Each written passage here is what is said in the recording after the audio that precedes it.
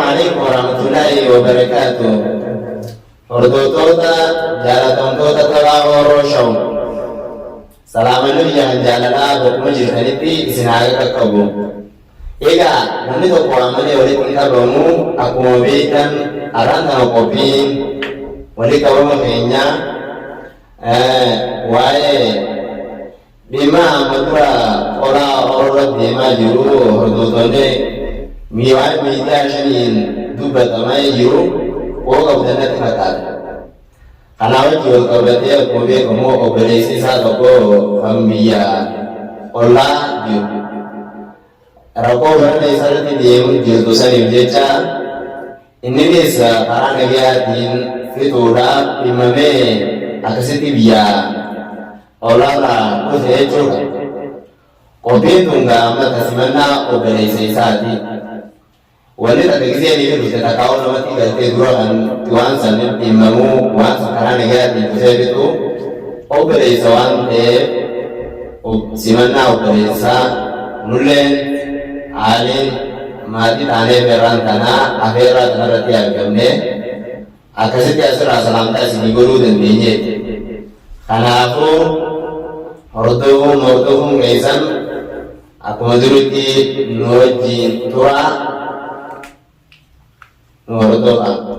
Ega, karena kaisati mana boleh lebih sebelum takasni irte curang. Operasi tahu pasti mame viola lah, halal di mana halal lah pede. Wan biro tahu mina operasi di netun. Luguma isate asiku mita senje curang. Kaisar rawat, misalnya nama rawat nama rawat tane. Ini nih salah Bihuma negatin akan mengutuma imamati juga isa jonggo kami serbamesa nake akasiti akasa sembari karena negatin furuna be juga gizin ya desa wadi berdoa nama lain deh berdoa Wang kana batate pahamenya takau di rumah irajano mita isra kisra mita bidura biasa sampai sedirtu Ega, kobi kamu fundura kenya dia Ramadana dia Ramadu asdema. Bati tum, bati jalatam tu, bati jabdu, Rabbinu agak berotan sa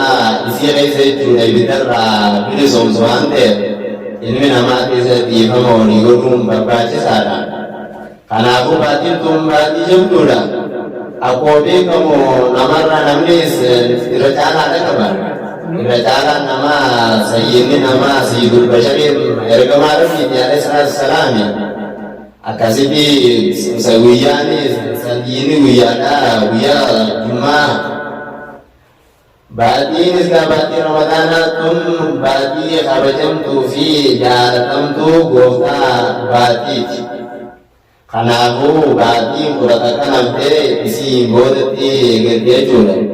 Bati tum bati Quran kaisa bufame tani bigarte Rabbi isi kaisa mumentota ibdarra jannat ambil som tamu Quran ini isi kaisa bufame wante nami to bolta ko majirati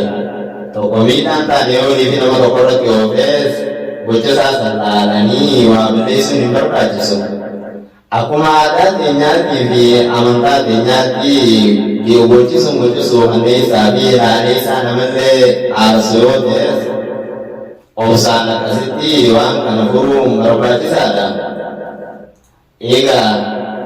opintenya matana jual kabate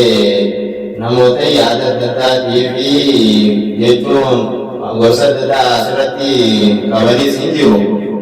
kana aku mortogong kaisan nufana tura Tole ani kalau dia ya manumanin tumura atau ada pun dewasa. Ulfadu.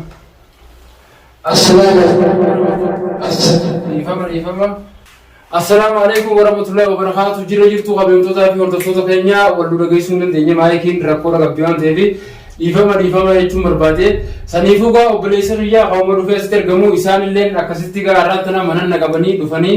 waa'ee dhimma kanarratti waa'ee dhimma obboleessa biyyaatii fi wal dhabdee jiru kanarratti hirmaannaa guddaa kan godhan jechuun barbaade isinillee asumaan galatoonfadhaadha anillee galatoonfachuun qabaa aaliitiyya saniifuuba obboleessa kiyya eega dhufee maali wanni inni jiru waa'ee dhimma kanaa isinuma jidduudha karaa gabaabaadhaan baatii ramadaanaatti dhuftee irra deddeebii kan hin taane isin jidduutti ilaalee isin jidduudhaa fixa waan jiruuniif sagantaan gaa kan hirmaate ta'a. Saniifuu hanga dhumaattis nu faana tura nu waliin turtiin keessan haa ta'u jechuun barbaada isatti osoo isin dabarsine dura asumaan dhaamsa tokkoon qaba garuu erga inni ichi dhufe yoo maali wanni dhufeef jechuun keessan waan afaan qabne waa'ee kanaaf dhufe garuu wanni kun kallattiilee miidiyaa 5 kana caalaan waan deemu waan argee na fakkaata kana jechuudha wanni inni buuriin irra dhufeesi haa ta'u ammoo eega dhufe waan kana haramitti akka oofnu an akkuma nama dura waadaa isinii galee irraanii haa gama fuulduratti nagayaniin godha jechuun barbaade innis dhufee jira garuu gama baatiinis baatii araaramaa baatii ramadaanaati gama fuulduraatti turtiin keessan nu waliin haa ta'u jechuu barbaadeetti hanga sagantaa kana xumurree waan kana har tokko baanutti haa ta'u ammoo wanni inni irra caalaa wanti na gaddisiise asumaanis dhaamsaa yookaan ergaan hin qabu kaniin mufannaa if keessaa qabu dhiigaa biyya akkasina dhangalaasanii lafatti na caccabsanii waan na godhanis agartanii jirtan jeetii yaada kana biraan dabrimmaas guyyaa 3-4 dabre dura ani waan takka kanin asin bee fi viidiyoolee fi kanaan wanni hirmaadhee tokko hin jiru wanni isaan asii godhanii deeman ammallee waan namarraa fakkaataa yoo ta'ee fi waan hin fakkaanne yoo ta'es isinis asumaan laattan jechuu barbaadeetii dhaamsa kiyyaa dhufanii gaa manatti hanga tokko na baareessanii akkuma kana dura araba na bitanitti gama obboleettii fuudhuudhaanis garuu isiillee haa fuudhanii jaartii isaaniitti mirga ittiin qabu mormii ittiin qabu akka nama tokkotti garuu baasiidhaan baasee fi dhiiga kiyya kaalafan naqame akkasumatti irra jetanii ammaan tanaas humnaan galfannaa jedhanii waan fudhatanii kutan tokko wanna kana bichaadha wanni hedduu nama gaddisaati akka nama tokkotti wanni kun yoo namarra ga'ee garuu haalaan ulfaataadha amma inni karaa dhumaatti kan wafu furmaata fiduu danda'u jee amma obboleessa kiyyaa see kanatti dabalame mee waan kana waliin laallaa waliin furmaatatti boona jechuu barbaadeeti haa ta'u garuu ammoo baatii araaramaa dhufe lolli yookaan rakkoon hin barbaachisu jeetii yaada garuu nadawan lafa na darban akka ifin falan raawwatan mana keessattis waan barbaadan waan kana irraa fuudhanis jees ni manne ta garaa kiyyaa akkasumatti hin qabadhee isaan waan fadhan godhanii haaqutanii ammoo maali marsaa lammaffaa deebanii isii fuudhanii ijoollee siitii wajjin akkasitti baafachiisanii jechuudha eega fuudhanoo maali wanni marsaa lammaffaa nama na fidaniif kana jechuudha obboleeyyan kiyya kan guutuu addunyaarra jirtan wanni dhaamsa isinii godhuu barbaadu waa'ee akkanaa kanarraa akka namoonni fakkeenya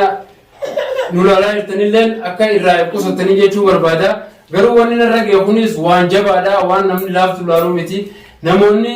isaan kana walquba qabdan yookaan walqunnamtii qabdan karaa kallattiilee nama miidiyaa harkaa qabdanii fi harkaan qabneetiin jechuudha akka waan kana ibsanarraa gootanii narraa dabarsanii barbaada hangama qiyyaanneen fixaa kanumaan nagee bardaamachuu barbaada